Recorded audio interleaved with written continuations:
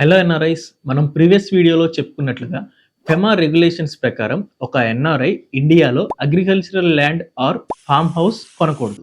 But అదే agricultural land or farm house వారసత్వం ద్వారా వస్తే దాన్ని క్లెయిమ్ చేసుకోవచ్చా, దాని ప్రాసెస్ ఏంటి అనేది ఇప్పుడు చూద్దాం. మీరు ఎన్ఆర్ఐ అయినా సరే ఇండియాలో ఉన్న agricultural lands or farm houses ని కూడా ఇన్హెరిటెన్స్ ద్వారా పొందే పూర్తి హక్కు మీకు ఉంది. దీనికి ఎలాంటి స్పెషల్ పర్మిషన్స్ అవసరం లేదండి. ఒకవేళ మీ parents or grand parents expire అయి ఉంటే వాళ్ళ యొక్క డెత్ సర్టిఫికేట్, దానితో పాటు legal heir certificate or succession certificate కావాల్సి వస్తుంది. ఈ డాక్యుమెంట్స్ తో రెవెన్యూ రికార్డ్స్ లో మ్యూటేషన్ ప్రాసెస్ ని ఉపయోగించుకొని ఆ ఆస్తిని మీ పేరు మీదకి చేంజ్ చేసుకోవచ్చు. బట్ ఒకటి గుర్తుపెట్టుకోండి, ఇన్హెరిటెన్స్ ద్వారా వచ్చిన ప్రాపర్టీని మీరు అమ్మాలి అనుకుంటే మళ్ళీ రెసిడెన్షియల్ ఇండియన్స్ కి మాత్రమే అమ్మగలరు.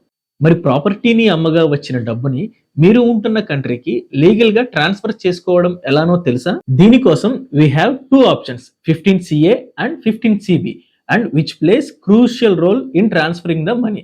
వీటి గురించి మనం నెక్స్ట్ వీడియోస్ లో తెలుసుకుందాం. మీ మాతృభూమిలోని సేవలన్నిటికీ నమ్మకమైన తోడు 919542223243 or visit our website www.noriservices.in.